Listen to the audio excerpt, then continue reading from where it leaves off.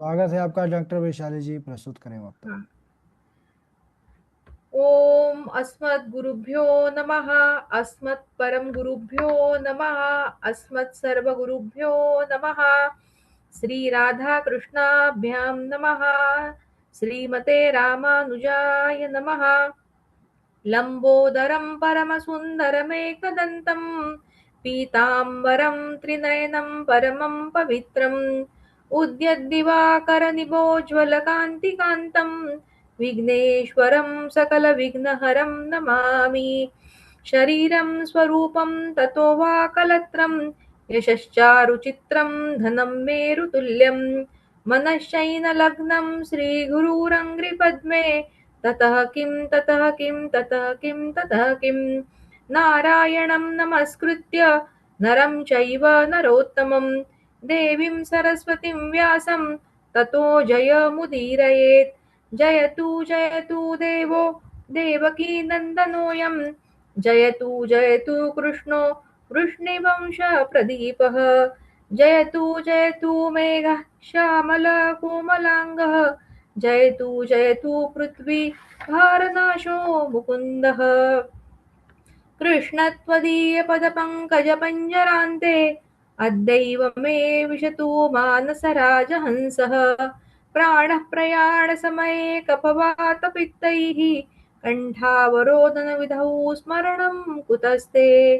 बर्हापीडं नटवरवपु कर्णयो कर्णिकारं बिभ्रद्वासं कनककपिशं वैजयन्तीं च मालाम् रन्ध्रान् वेणुरधरसुधरया पूरयन् गोपवृन्दैः बृन्दारण्यं स्वपदरमणं प्राविशत् गीतकीर्तिः। करारविन्देन पदारविन्दं मुखारविन्दे विनिवेशयन्तं वटस्य पत्रस्य पुटे शयानं बालं मुकुन्दं मनसा स्मरामि। रामाय रामभद्राय रामचन्द्राय वेधसे रघुनाथाय नाथाय सीतायापतये नमः। अञ्जनानन्दनं वीरं जानकी शोकनाशनं कपीशमक्षहन्तारं वन्दे लङ्काभयङ्करं। मूकं करोति वाचालं पङ्गुं लङ्घयते गिरिं यत्कृपातमहं वन्दे परमानन्दमाधवम्। भक्त भक्ति भगवंत गुरु चतुर नाम वपु एक इनके पद वंदन किए नासत विघ्न अनेक। मेरी आज की कथा है उद्धव राजा यदु को तथा अवधूत जी का संवाद, जिन्होंने 24 गुरु किए थे, उसके पूर्व की जो भूमिका है वह इस प्रकार की है। शुकदेव जी कहते हैं कि हे कुलनंदन परीक्षित, जब भगवान श्री कृष्ण ने इस प्रकार आज्ञा दी तब यदुवंशियों ने प्रभास क्षेत्र जाने का निश्चय किया। परीक्षित, उद्धव जी भगवान के सेवक थे। जब उन्होंने यदुवंशियों को प्रभास क्षेत्र जाने की आज्ञा दी और उनको तैयारी करते हुए देखा, तब भगवान कृष्ण की आज्ञा से सारे यदुवंशी प्रभास क्षेत्र की ओर जाने के लिए निकल पड़े। चारों तरफ अत्यंत घोर अपशकुन देखे। जगत के एकमात्र अधिपति भगवान श्री कृष्ण के पास एकांत में उद्धव जी गए और कहने लगे। उनके चरणों पर सिर रखकर उन्होंने प्रणाम किया और हाथ जोड़कर उनसे प्रार्थना करने लगे। नाहं तवांघ्रि कमलं क्षणार्धमपि केशव त्यक्तुं समुत्सहेनाथ स्वधाम नय मामपि। हे प्रभो, मैं आपके चरण कमलों को छोड़कर एक क्षण भी नहीं रह सकता हूँ, इसलिए मुझे भी आप अपने धाम ले चलिए। शुकदेव जी कहते हैं, हे परीक्षित, जब उद्धव जी ने देवकी नंदन भगवान श्री कृष्ण से इस प्रकार प्रार्थना की, तब उन्होंने अपने अनन्य प्रेमी सखा एवं सेवक उद्धव जी से कहा, उद्धव, मैं पृथ्वी पर देवताओं का जो कार्य करना था मैं उसे पूर्ण कर चुका हूँ। ब्राह्मणों के शाप से यदुवंश शीघ्र ही भस्म हो जाएगा। आज से 7वें दिन समुद्र पूरी तरीके से द्वारिका को डुबो देगा। उद्धव, जिस क्षण में मैं मर्तलोक का परित्याग कर दूंगा, उसी क्षण सारे मंगल नष्ट हो जाएंगे। थोड़े ही दिनों में कलियुग का बोलबाला हो जाएगा। चारों तरफ अधर्म ही अधर्म व्याप्त होगा। कलियुग में अधिकांश लोगों की रुचि अधर्म में होगी। तुम अनन्य प्रेम से मुझ में अपना मन लगाकर समदृष्टि से पृथ्वी पर विचरण करना। त्वं तु सर्वं परित्यज्य स्नेहं स्वजनबन्धुषु मय्यावेश मनः सम्यक समदृक् विचरस्वगाम। श्री शुकदेव जी कहते हैं, हे परीक्षित, जब भगवान कृष्ण ने इस प्रकार आदेश दिया, तब उद्धव जी ने तत्वज्ञान प्राप्ति की इच्छा से प्रश्न किया। उद्धव जी ने कहा, भगवान, मैं आपकी शरण में आया हूं, आप मुझे उपदेश दीजिए। श्री कृष्ण कहते हैं, हे उद्धव, मनुष्य की आत्मा ही उसके अहित और हित का उपदेशक है। मैं इस विषय में तुम्हें एक प्राचीन इतिहास सुनाता हूं, जो अवधूत दत्तात्रेय जी और महाराज यदु के मध्य का संवाद है। एक बार धर्म के मर्मज्ञ राजा यदु ने स्वच्छंद विचरण करते हुए अवधूत दत्तात्रेय जी को देखा, तो उनको प्रणाम कर प्रश्न करने लगे कि हे प्रभु, आप सर्वथा भौतिक पदार्थों से रहित है तथा परम शांत है, तो यह कैसे संभव है? भगवान दत्तात्रेय जी ने कहा, राजन, मैंने अपनी बुद्धि से 24 गुरुओं का आश्रय लिया है। वह मेरे गुरु है पृथ्वी, वायु, आकाश, जल, अग्नि, चंद्रमा, सूर्य, कबूतर, अजगर, समुद्र, पतंगा, भंवरा, हाथी, शहद निकालने वाला, हिरण, मछली, पिंगला वेश्या, उरर पक्षी, बालक, कुमारी कन्या, बाण बनाने वाला, सांप, मकड़ी और भृंगी कीट। राजन, मैंने इन 24 गुरुओं का आश्रय लिया है। इन्हीं के आचरण से इस लोक में अपने लिए शिक्षा ग्रहण की। मैंने जिस जिस प्रकार से शिक्षा प्राप्त की, जो जो कुछ मैंने सीखा, वह सब जैसे के वैसा ही तुमसे कहता हूं। तुम ध्यान लगाकर सुनो। हे राजन, मैंने सबसे पहले पृथ्वी को अपना गुरु बनाया। मैंने देखा कि पृथ्वी से धैर्य की शिक्षा ली। मैंने पृथ्वी से धैर्य की शिक्षा ली। लोग पृथ्वी पर कितना ही आघात करते हैं, क्या क्या उत्पात करते हैं, उसका दोहन और शोषण करते हैं, परंतु वह पृथ्वी न तो किसी से कुछ कहती है, न ही किसी से बदला लेती है, न रोती है और चिल्लाती है। वह शांत भाव से सब कुछ सहते हुए जाती है। इसी प्रकार धीर पुरुष को चाहिए कि वह पृथ्वी के समान धैर्य को धारण करे। दूसरा, वायु। मैंने वायु से यह शिक्षा ली कि वायु जिस स्थान पर जाती है, सुगंध तथा दुर्गंध दोनों का स्पर्श करती है, परंतु आसक्त नहीं होती है। वैसे ही साधक को गुण और दोषों में आसक्त नहीं होना चाहिए, लिप्त नहीं होना चाहिए। आकाश। आकाश वास्तव में तो एक है, अपरिच्छिन्न है, अखंड है, अभेद है। वैसे ही समस्त प्राणी स्थूल और सूक्ष्म शरीर से युक्त है। उनमें आत्मरूप तत्व सर्वत्र विद्यमान है। ब्रह्मरूप होने के कारण साधक को चाहिए कि आत्मा का अखंड स्वरूप ही देखे। जल। जल स्वभाव से ही स्निग्ध, मधुर और पवित्र होता है। वैसे ही साधक को स्वभाव से शुद्ध, स्निग्ध, मधुर और पवित्र होना चाहिए। अग्नि। अग्नि तेजस्वी और ज्योतिर्मय होती है। अग्नि अपने संपर्क में आने वाले सभी अच्छे बुरे तत्वों को जलाकर भस्म कर देती है। उसी प्रकार साधक को विषयों का भोग करते हुए उसमें लिप्त नहीं होना चाहिए। चंद्रमा, मैंने चंद्रमा से शिक्षा ग्रहण की कि जिसकी गति नहीं जानी जा सकती, उस काल के प्रभाव से चंद्रमा की कलाएं घटती और बढ़ती रहती है। तथापि चंद्रमा तो चंद्रमा ही है, वह न घटता है और न ही बढ़ता है। वैसे ही जन्म से लेकर मृत्यु पर्यंत जितनी भी अवस्थाएं होती है, बाल, कुमार, युवा, वृद्ध, यह सब शरीर की अवस्था ही होती है। आत्मा से उसका संबंध नहीं होता है। आत्मा न घटता है न बढ़ता है। आत्मा अमर है। कबूतर, कबूतर से मैंने यह शिक्षा ग्रहण की कि जो कुटुंबी है, विषयों और लोगों के संग साथ में जिसे सुख मिलता है एवं कुटुंब के भरण पोषण से ही जिसकी सारी शक्ति खर्च होती है, उसे कभी शांति नहीं मिलती है। वह उस कबूतर के समान अपने कुटुंब के साथ कष्ट पाता है। यह शरीर मुक्ति का द्वार है। इसे पाकर जो कबूतर की तरह अपनी घर गृहस्थी और मोह माया में फंसा है, उसका पतन निश्चित होता है। शास्त्र की भाषा में उसे आरूढ़ च्युत कहते हैं। अत्याधिक मोह ही पतन का कारण होता है।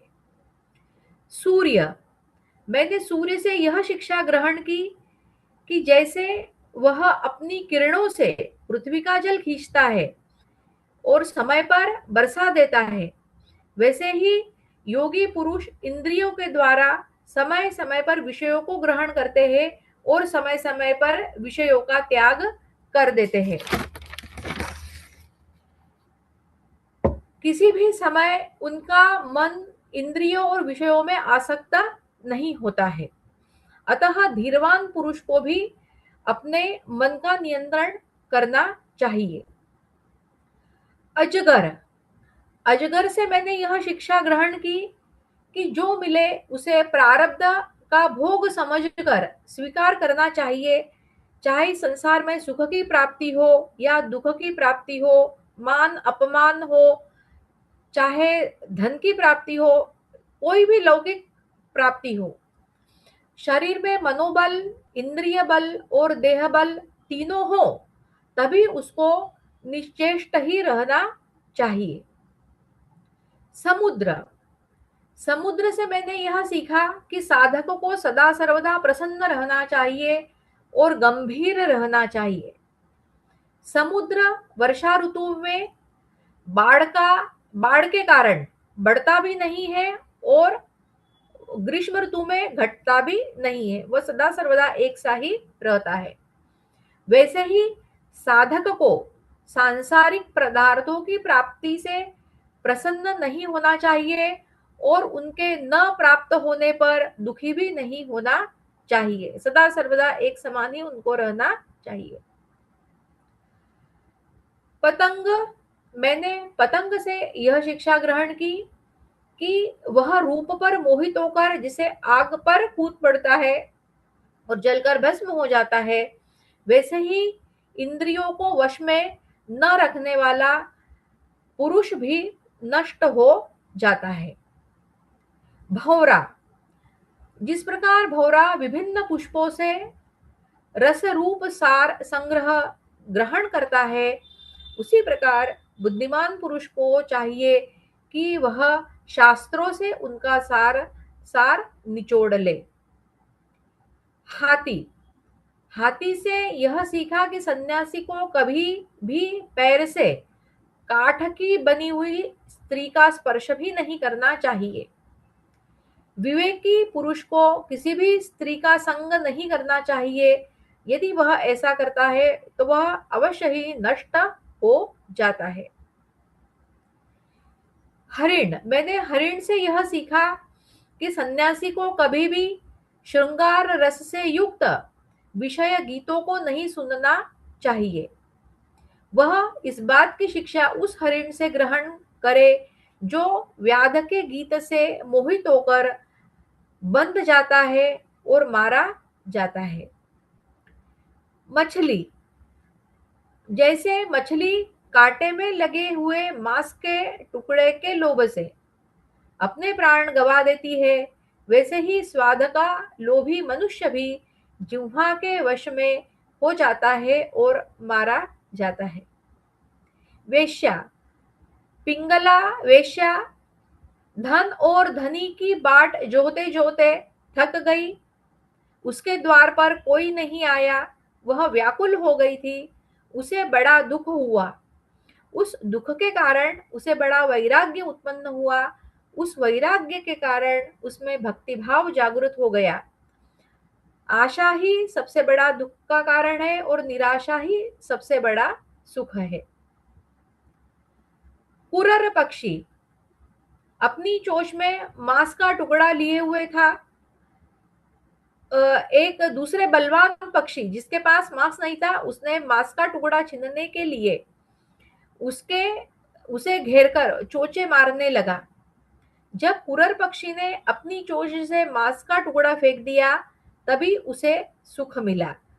इसका अर्थ है कि साधक को भी सांसारिक मोह माया और भोगों का त्याग कर देना चाहिए, जिससे उससे परम शांति का अनुभव होगा। बालक, मैंने बालक से यह शिक्षा ग्रहण की कि मान और अपमान दोनों में ही समान भाव से साधक को रहना चाहिए। अतः मैं अपनी आत्मा में ही रममाण रहता हूँ। इस संसार में दो ही प्रकार के व्यक्ति निश्चिंत और परमानंद में मग्न रहते हैं। एक बालक जिसे मान अपमान से कोई लेना देना नहीं होता, और दूसरा साधक पुरुष जो गुणातीत है, जो ईश्वर भक्ति में तल्लीन है। कुमारी कन्या, मैंने कुमारी कन्या से अकेले रहने की शिक्षा ग्रहण की। जब बहुत से लोग एक साथ रहते हैं तब कलह होता है। इसीलिए कुमारी कन्या की चूड़ी के समान साधक को अकेले ही विचरण करना चाहिए। बाण बनाने वाला, मैंने देखा कि एक बाण बनाने वाला बाण बनाने में इतना तन्मय हो रहा था कि उसके पास से राजा की सवारी सेना सहित निकल गई, किंतु उसे पता ही नहीं चला। अतः साधक को इस प्रकार अपनी साधना में पूर्ण एकाग्रता और तल्लीनता रखना चाहिए, ताकि उसे इस संसार की विस्मृति हो जाए। सर्प, मैंने सर्प से यह शिक्षा ग्रहण की कि साधक को सर्प की भांति अकेले ही विचरण करना चाहिए। जिस प्रकार सर्प दूसरों के बनाए हुए घर में घुसकर बड़े आराम से अपना समय काटता है, इस अनित्य शरीर के लिए घर बनाने के बखेड़े में पड़ना व्यर्थ है और यह दुख की जड़ है। मकड़ी, जैसे मकड़ी अपना जाला बनाती है फिर उसे निगल जाती है, वैसे ही परमेश्वर भी इस जगत को उत्पन्न करते हैं और अपने में लीन कर लेते हैं। उत्पत्ति, स्थिति और प्रलय यही जगत का सिद्धांत है। भृंगी कीट, मैंने भृंगी कीट से यह शिक्षा ग्रहण की कि यदि प्राणी अपना मन स्नेह से, द्वेष से किसी में लगा देता है, तो उसे उसी वस्तु का स्वरूप प्राप्त हो जाता है, वही गुण धर्म प्राप्त होने लगते हैं। अतः साधक को सांसारिक वस्तुओं का चिंतन न करते हुए केवल परमात्मा का ही चिंतन करना चाहिए। शहद निकालने वाला, मधु निकालने वाला मधुमक्खियों के द्वारा संचित रस को निकाल कर ले जाता है, वैसे ही संचित धन का भी उसकी टोह रखने वाला कोई दूसरा ही भोग उस धन के द्वारा भोगों को भोगता है। अतः साधक को धन का संचय नहीं करना चाहिए। राजन, इस प्रकार मैंने इतने गुरुओं से शिक्षा ग्रहण की। अब मैंने अपने शरीर से जो कुछ सीखा है वह तुम्हें बताता हूं। यह शरीर भी मेरा गुरु है, क्योंकि यह मुझे विवेक और वैराग्य की शिक्षा देता है। मरण और जीवन इसके साथ सदा ही लगा रहता है।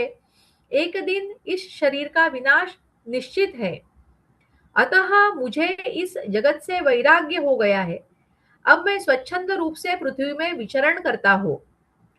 अवधूत दत्तात्रेय जी ने इस प्रकार का उपदेश दिया। तब महाराज यदु की आसक्ति नष्ट हो गई और वे समदर्शी हो गए।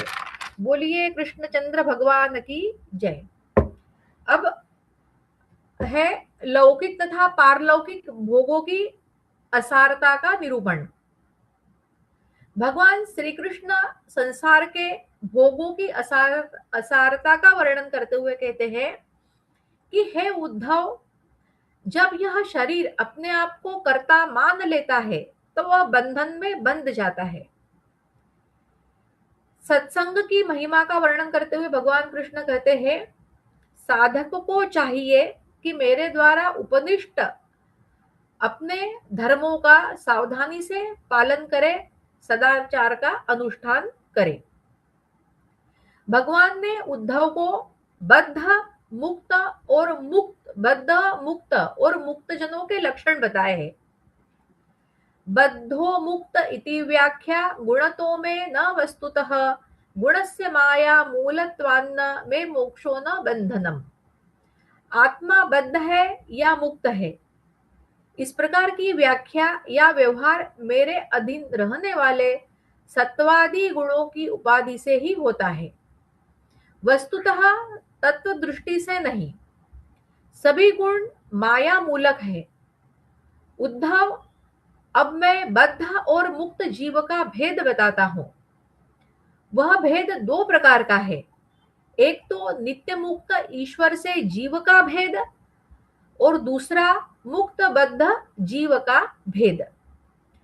जीव और ईश्वर बद्ध और मुक्त के भेद से भिन्न भिन्न होने पर भी एक ही शरीर में नियंता और नियंत्रित रूप से स्थित होते हैं। ऐसा समझो कि यह शरीर एक वृक्ष है। इसमें हृदय का घोंसला बनाकर जीव और ईश्वर नाम के दो पक्षी रहते हैं। वे दोनों ही चेतन होने के कारण समान है और कभी न बिछड़ने के कारण सखा है। सुपर्णा वेतौ सदृशौ सखायौ यदृच्छा येतौ कृतनीळौ च वृक्षे एकस्तयो खादति पिप्पलान्न मन्यो निरन्नोपि बलेन भूयान। इनके निवास करने का कारण केवल लीला ही है।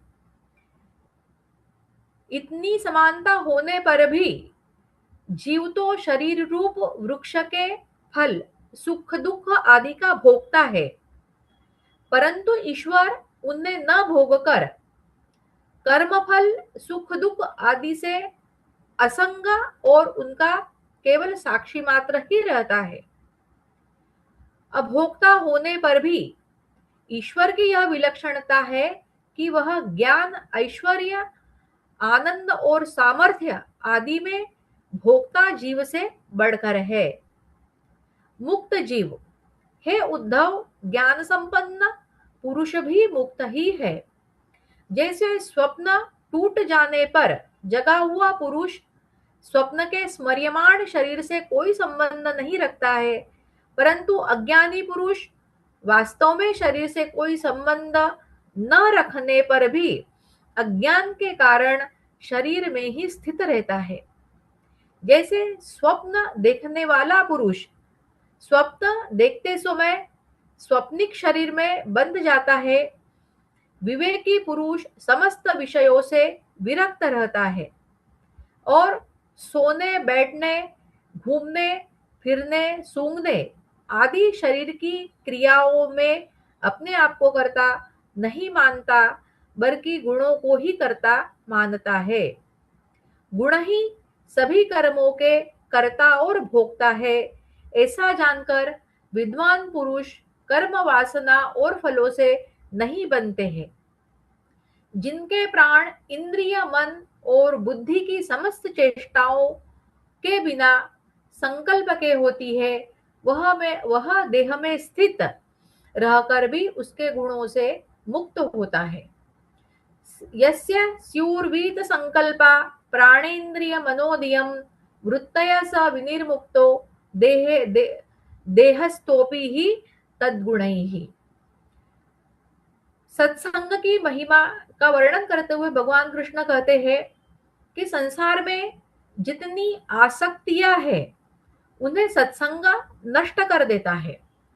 न रोधयति माम योगो न सांख्यम धर्म एव च न स्वाध्याय तपस्त्यागो नेष्टापूर्तम न दक्षिणा।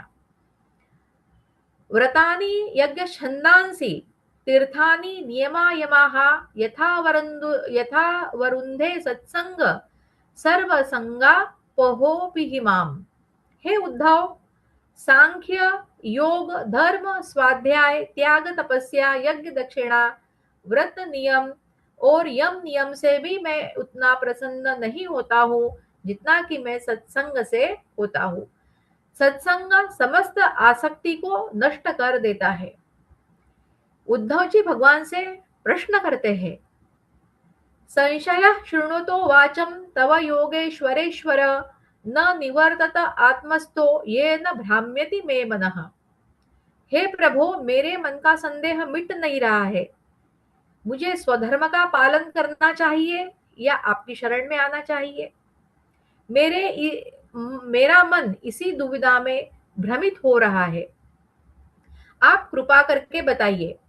श्री कृष्ण कहते हैं, जैसे धागों के ताने बाने में वस्त्र ओतप्रोत रहता है, सूत के बिना वस्त्र का अस्तित्व नहीं होता है, किंतु सूत वस्त्र के बिना भी रह सकता है, वैसे ही इस जगत के न रहने पर परमात्मा रहता है, किंतु यह जगत परमात्मा स्वरूप ही है। परमात्मा के बिना इस जगत का कोई अस्तित्व नहीं है। यह संसार वृक्ष अनादि और प्रवाह रूप से नित्य है, यही इसका स्वरूप है। कर्म की परंपरा तथा इस वृक्ष के फल फूल है भोग और मोक्ष।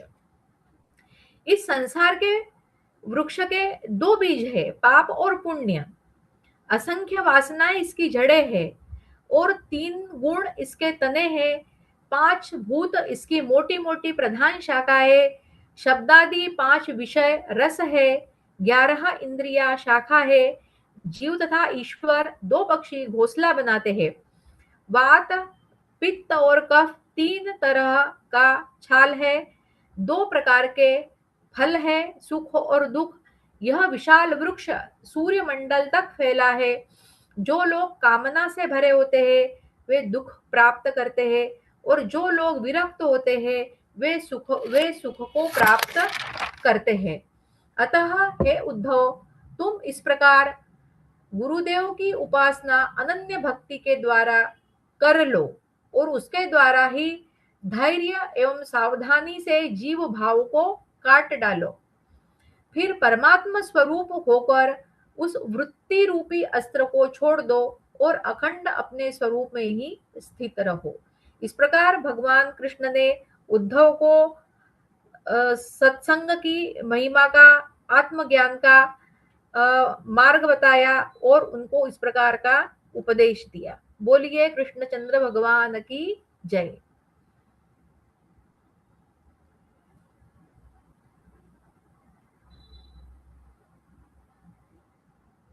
ठीक है डॉक्टर वैशाली जी, बहुत अच्छे से आपने स्पष्टता के साथ, शुद्धता के साथ पूरा वक्तव्य को प्रस्तुत किया। प्रवचन को बहुत अच्छा प्रसंग चरित्र रहा, जो विशेष रूप से